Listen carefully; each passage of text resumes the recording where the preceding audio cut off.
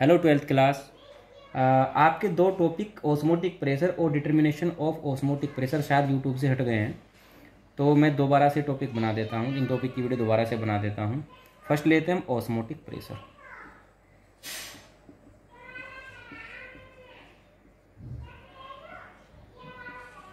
Osmotic pressure की दो definition होगी, दोनों अलग अलग एक्सपेरिमेंट से समझाए जाएंगे। फर्स्ट एक्सपेरिमेंट, एक थिसिल फनल हम ले लेंगे और थिसिल फनल के एक सिरे पर बांध दी जाएगी सेमी परमेबल मेम्ब्रेन, जैसे मान लीजिए एग मेम्ब्रेन बांध दी गई। उसके बाद इस थिसिल फनल को रख दिया जाएगा एक बीकर में, और इस थिसिल फनल के अंदर आप डाल देंगे सॉल्यूशन कोई भी, जैसे मान लीजिए आपने शुगर सॉल्यूशन भर दिया, ये वो आपका सॉल्यूशन, और बीकर में भर देंगे आप वाटर। अच्छा, ओस्मोसिस की वजह से क्या होगा, जो वाटर है ये मान लीजिए सॉल्वेंट या वाटर ले लिया हमने।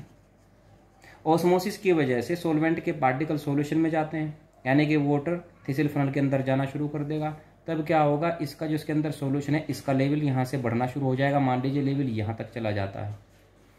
उसके बाद अगला होता है हाइड्रोस्टेटिक प्रेशर। हाइड्रोस्टेटिक प्रेशर क्या करता है, लिक्विड को नीचे की तरफ धकेलता है, तो ये इसको फिर नीचे की तरफ लाएगा। इधर से ओस्मोसिस ऊपर की तरफ ले जाएगा। तो मान लीजिए इक्विलिब्रियम यहाँ सेटअप हो जाता है। अच्छा, अब ये ओस्मोसिस की वजह से कहाँ तक जाना चाहता है, ऊपर तक, लेकिन हाइड्रोस्टेटिक प्रेशर ने क्या कर दिया, इसको फिर वापस कर दिया। तो वही हाइड्रोस्टेटिक प्रेशर जो ओस्मोसिस को रोक रहा है, ओस्मोसिस होना चाहता है ना यहाँ तक, लेकिन किसने रोक दिया, हाइड्रोस्टेटिक प्रेशर ने, उसी को बोलेंगे हम ओस्मोटिक प्रेशर। यानी कि वो हाइड्रोस्टेटिक प्रेशर जो ओस्मोसिस को रोक दे। तो डेफिनेशन क्या हो जाएगी, the hydrostatic pressure built up on the solution which just stop the osmosis is called osmotic pressure. यानी कि वो हाइड्रोस्टेटिक प्रेशर जो सॉल्यूशन पर लगता है और ओस्मोसिस को रोक देता है, उसी को बोलेंगे हम ओस्मोटिक प्रेशर। ये तो होगी पहली डेफिनेशन। दूसरी डेफिनेशन, इसके लिए फिर से एक एक्सपेरिमेंट समझाना होगा आपको।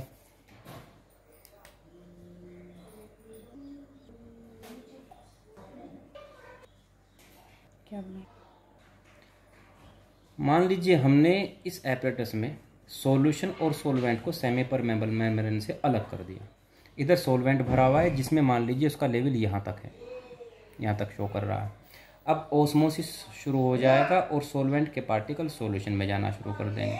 तब क्या होगा, इसका लेवल जो ऊपर तक था वो गिर करके नीचे आ जाएगा। जब ये रुक जाएगा ओस्मोसिस, तब हम क्या करेंगे, पिस्टन से इस पर प्रेशर बढ़ा देंगे, और प्रेशर बढ़ा करके जहाँ इसका लेवल पहले था दोबारा फिर वहीं ले जाएंगे। बस यही प्रेशर, एक्सटर्नल प्रेशर लगाया हमने, किस पे लगाया, सॉल्यूशन पे लगाया।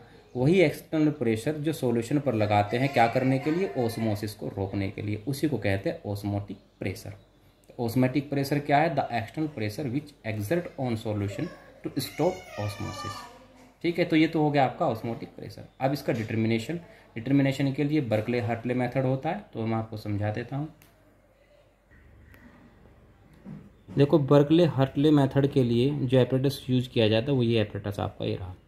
इसमें अंदर ये पोर्सलिन की एक ट्यूब होती है। पोर्सलिन का मतलब इसमें छोटे छोटे सुराख होते हैं। तो इसमें तो हम भर देंगे प्योर सॉल्वेंट। इधर रिसीवर होता है सॉल्वेंट के लिए, और इस साइड ये होगा आपका जहाँ उसका लेवल देखेंगे, कैपिलरी ट्यूब लगी है लेवल देखने के लिए कि उसका सॉल्वेंट का लेवल कहाँ तक है। चारों तरफ एक स्टील का जैकेट है जिसमें सॉल्यूशन भरा हुआ है। इसके एक साइड में पिस्टन लगा रखा है और प्रेशर गोज है प्रेशर को मापने के लिए। तो जैसे ही ओस्मोसिस शुरू होगा, सॉल्वेंट कहाँ जाना शुरू कर देगा, सॉल्यूशन में। जब सॉल्यूशन में जाएगा, इधर से इसका जो लेवल है वो गिरना शुरू हो जाएगा। उसके बाद हम क्या करेंगे, इस पर प्रेशर बढ़ाएंगे सॉल्यूशन पर, और प्रेशर बढ़ा करके उस लेवल को फिर वापस वहीं ले जाएंगे, और उस प्रेशर को इसमें पढ़ लिया जाएगा प्रेशर गोज में। तो इससे पता लग जाता है किसी सॉल्यूशन का ओस्मोटिक प्रेशर क्या है। अच्छा, बर्कले हार्टले मेथड के कुछ एडवांटेज हैं। इसमें से एक बड़ा इंपॉर्टेंट है, इस पर क्वेश्चन बन जाते हैं कि इसमें कंसंट्रेशन चेंज क्यों नहीं होती सॉल्यूशन की। मान लीजिए लेबोरेटरी में कोई सॉल्यूशन रखा हुआ है, हमें उसका ऑस्मोटिक प्रेशर पता करना है। अगर दूसरे मेथड से पता करते हैं तो उसकी कंसंट्रेशन चेंज हो जाती है, यानी कि फिर हमको फेंकना पड़ेगा। लेकिन यहाँ उसकी ज़रूरत नहीं है। आपने बोतल में से रिएजेंट लिया या जो भी सॉल्यूशन लिया आपने, और अब चूंकि यहाँ से आपका सॉल्वेंट सॉल्यूशन में जाएगा तो डेफिनेटली कंसंट्रेशन चेंज हो जाएगी। और हम क्या करते हैं, प्रेशर हमारे हाथ में, प्रेशर बढ़ा करके उस सॉल्वेंट को फिर वापस ले जाते हैं, यानी कि सॉल्यूशन की कंसंट्रेशन जो की तो रहती है। तो एक तो इसका बेनिफिट यह है कि इसमें सॉल्यूशन की कंसंट्रेशन चेंज नहीं होती। दूसरा होता है इसमें जो चारों तरफ पोर्सिलिन के चारों तरफ एक सेमी परमेबल मेम्ब्रेन लगी होती है कॉपर फेरोसाइनाइड की, तो वो बस्ट होने का खतरा नहीं होता, वो फटती नहीं है। क्यों? क्योंकि इसमें प्रेशर हमारे हाथ में होता है कंट्रोल करना। तो चूँकि इसमें प्रेशर को कंट्रोल किया जा सकता है, इसलिए वो जो मेम्ब्रेन होती है फटती नहीं है। तो ये भी क्वेश्चन 1-2 बार पूछा गया है कि जो सेमी परमेबल मेम्ब्रेन है वो क्यों नहीं फटती। तो इसका आंसर होगा क्योंकि प्रेशर हमारे हाथ में कंट्रोल करना होता है। ठीक है, तो ये आपका हुआ ऑस्मोटिक प्रेशर और डिटर्मिनेशन ऑफ ऑस्मोटिक प्रेशर।